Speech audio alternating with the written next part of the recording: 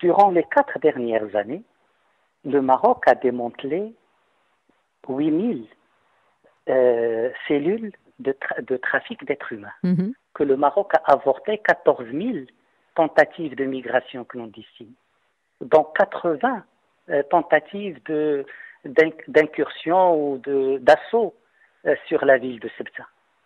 Le Maroc a échangé avec l'Espagne plus de 9000 informations sur la migration clandestine. Oui, vous Le êtes dans une Maroc a politique échangé... de bon voisinage et de Non, partenariat. mais le bon voisinage n'est pas à sens unique. Mhm. Le bon voisinage n'est pas une responsabilité du Maroc et une liberté de ses partenaires d'agir contre ses intérêts. Il y a une crise ouverte et Là, un conflit clairement avec Madrid aujourd'hui. Alors il y a la question de l'hébergement pour soins sanitaires du chef de la milice et du Front Polisario. Il y a aussi le problème du Sahara occidental. Ces sujets vous concernent étroitement, mais dépassent les opinions européennes et internationales. Voilà pourquoi je vous pose la question de ces individus et voilà pourquoi l'Europe vous accuse de chantage à la migration. Que répondez-vous à ces accusations, monsieur ?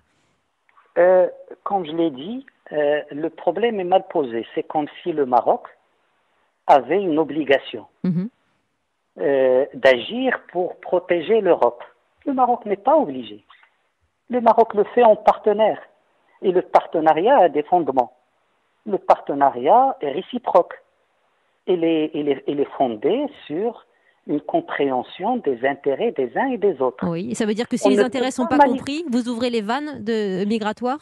Non, ce que je dis, c'est que on ne peut pas manigancer le soir contre le partenaire et lui demander le lendemain d'être loyal. L'Espagne n'a pas consulté l'Europe avant de prendre les décisions qui touchent les intérêts du Maroc. L'Espagne n'a pas consulté l'Europe avant de passer outre des normes même Schengen pour accepter l'entrée de manière frauduleuse d'une personne recherchée par la justice Mhm, espagnole. mhm. Donc l'Espagne a créé une crise, et il veut la faire assumer à l'Europe. L'Espagne est le partenaire direct du Maroc lorsqu'il s'agit de questions migratoires. Aujourd'hui, où en sont les Mais relations diplomatiques, monsieur le ministre des Affaires étrangères du Maroc, avec votre partenaire espagnol? contrairement à ce que dit Madame la ministre espagnole, il n'y a pas de contact entre le Maroc et l'Espagne depuis le déclenchement de cette crise. Mhm. Et contrairement à ce qu'elle dit, le Maroc n'a jamais été informé de la venue de cet individu. Aujourd'hui, le Maroc pose des questions simples. Est-ce qu'il est normal, dans un état de droit, par rapport à un partenaire comme le Maroc, de falsifier un passeport, d'usurper une identité pour faire entrer quelqu'un sur le territoire européen? C'est un homme que vous Est-ce qu'il est recherchez, le chef des milices séparatistes du Front du Polisario, je le Polisario? dis parce que ce n'est pas Est-ce clair pour les que auditeurs. Mhm. est-ce qu'il est normal que ce monsieur est poursuivi en Espagne par rapport à 4 plaintes? Mhm. Une plainte de viol d'une citoyenne espagnole, une plainte pour terrorisme d'une association des victimes du terrorisme espagnol des îles Canaries, Ça, une plainte pour torture. Ça veut dire, Une... monsieur Bourita, que tant que ce problème ne sera pas résolu, que l'Espagne ne vous aura pas recontacté, ce partenariat pour vous et ces relations de bon voisinage ne tiennent plus?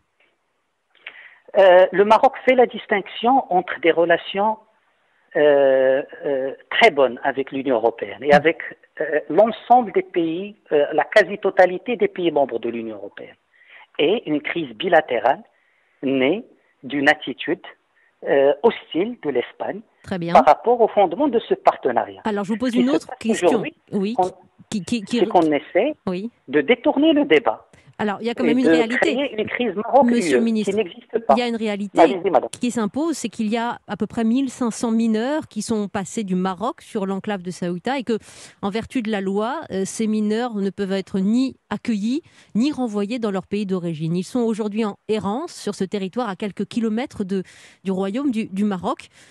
Que faire de ces mineurs? Que leur dites-vous et leur sort vous préoccupe-t-il encore ce soir, monsieur Bourita?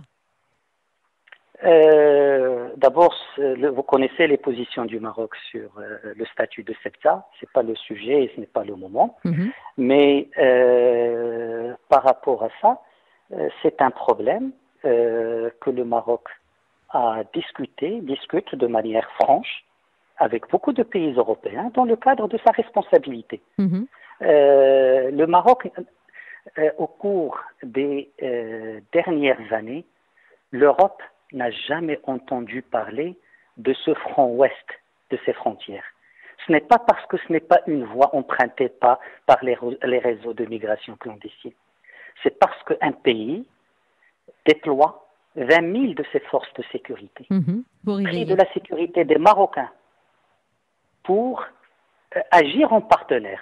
Et là, il y a une faiblesse, il y a eu une faiblesse ou une faille aujourd'hui qu'il faut résoudre. Et il y a d'abord aujourd'hui un problème de confiance, un problème de respect mutuel avec le partenaire direct dans cette affaire qui est l'Espagne, par rapport à une crise que l'Espagne elle-même a créée. Merci. Et c'est aujourd'hui à l'Espagne de trouver la solution à cette crise. Merci. Et si l'Espagne pense que la crise pourrait être résolue en exfiltrant le monsieur par les mêmes procédés, c'est qu'il cherche le pourrissement et qu'il cherche l'aggravation de la crise, voire même la rupture. Votre position est claire et vous avez aussi